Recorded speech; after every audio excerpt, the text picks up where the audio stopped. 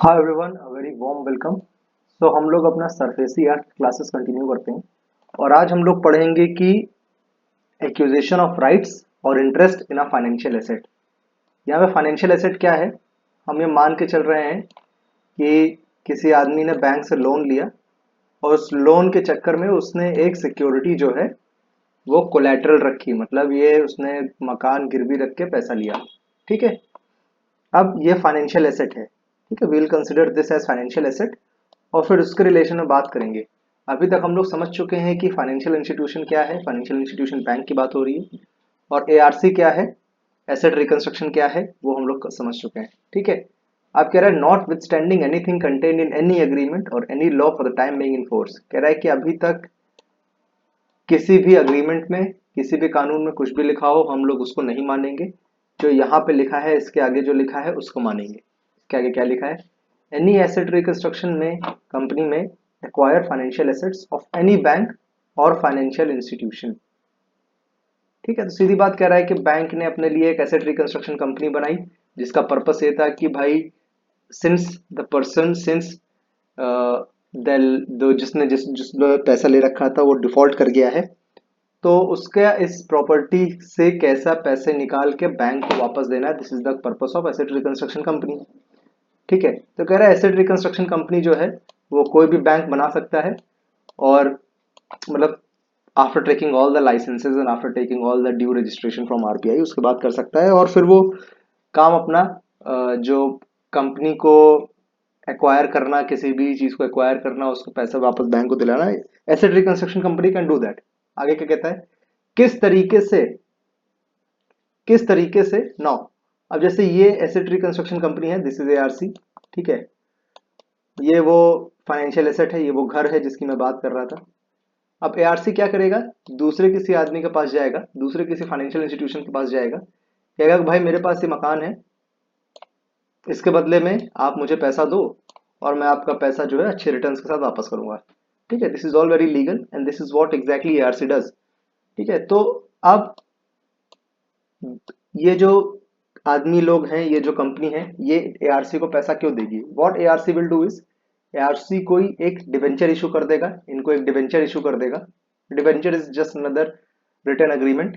ठीक है, या बॉन्ड इशू कर देगा और any other security in the nature of debenture for consideration agreed between such company and the bank or financial institution incorporating such terms and conditions as may be agreed upon between them। ठीक है, तो ARC के पास power है कि वो इस company को या इन लोगों को एक बॉन्ड इशू कर दे। ठीक है, एक डिबेंचर इशू कर दे। और कैसा क्या कर सकता है? ARC by entering into an agreement with such bank और financial institution for the transfer of such financial assets to such company on such term as condition as may be agreed between them. ठीक है, वो ARC इन लोगों के साथ, ये company है या जिसके भी साथ वो इस फाइनेंशियल एसेट के बिहाफ पे डील कर रहा है, उनके साथ अग्रीमेंट भी कर सकता है। ठीक है, यहाँ मैं बना देता हूँ, this is the financial asset. ठीक है, ये एआरसी है और ये वो कंपनी है या ग्रुप ऑफ पीपल है जिनके साथ वो डील कर रहा है। इसको मैं सी लिख देता हूँ।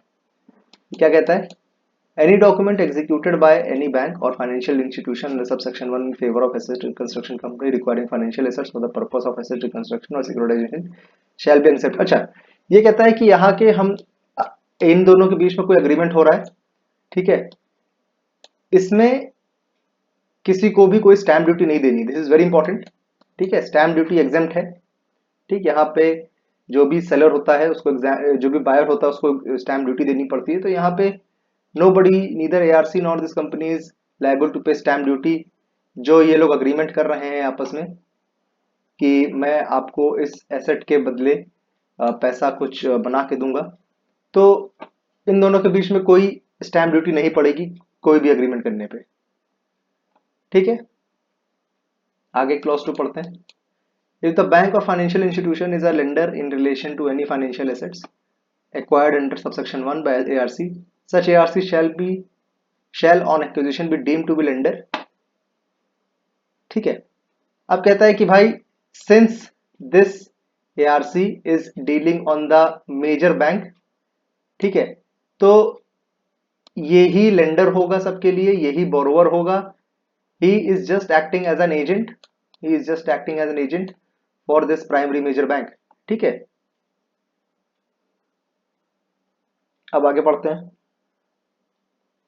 If the bank or financial institution is holding any right, title, or interest upon any tangible asset or intangible asset to secure payment of any unpaid portion of the purchased price of asset or an obligation incurred or credit otherwise provided to enable borrower to require the tangible asset or assignment or license, such right, title, or interest shall vest in the asset reconstruction company on acquisition of such assets under subsection 1।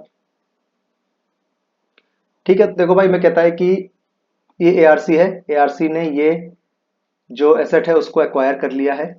अब इसके ऊपर जो भी liabilities होंगी वो ARC को fulfil करनी होंगी, जो भी इससे बेनिफिट मिलेंगे वो एआरसी को ही मिलेंगे। ठीक है ना, तो और जो भी अनपेड पैसा रह गया है इस प्रॉपर्टी से किसी को देने के लिए वो एआरसी देगा। Everything will be done by this asset reconstruction company. ठीक है, आगे, unless otherwise expressly provided by this act, all contracts, deeds, bonds, agreements, power of attorney, grant of legal representation under any law or otherwise and other instrument whatsoever nature, ठीक है, which are subsisting to have effect immediately before the acquisition, ठीक है, as the case में भी। हाँ ठीक है, तो ये बात कर रहा है कि भाई बैंक ने इस एसेट रिकंस्ट्रक्शन कंपनी के साथ कोई भी डील करी हो, इसके फेवर में कोई भी डॉक्यूमेंट लगाया हो, कहीं भी लगाया हो, once this ARC has taken over this financial asset, तो ऐसा मान लिया जाएगा कि वो सारे डॉक्यूमेंट्स एआरसी की तरफ लगाए गए। This is what this long clause 3 says. ठीक है, क्लॉज 5 यहां पे बात करता है कि ये जो फाइनेंशियल एसेट था और ये एआरसी था।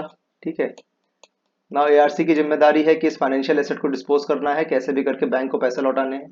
ठीक है, तो लेट्स से अगर इस प्रॉपर्टी पे पहले से कोई केस चल रहा है, ठीक है, तो जब एआरसी इस प्रॉपर्टी को एक्वायर कर लेगा, इस एसेट को एक्वायर कर लेगा, तो केस जो होगा वो एआरसी लड़ेगा, एआरसी के नाम पे वो केस लड़ा जाएगा। ठीक है, तो ये बहुत ही टेक्निकल सेक्शन था जिसको मैंने बहुत ही शॉर्ट में पढ़ाया आपको। ठीक है, बहुत ही शॉर्ट में क्या, मैंने एक सब क्लॉज कोशिश करी है कि क्लॉज बाय क्लॉज पढ़ाऊं। ठीक है, तो this was section 5, acquisition of rights or interest in the financial asset. ARC को राइट्स मिल जाते हैं उस फाइनेंशियल एसेट के। ठीक है, thank you for watching and have a good day.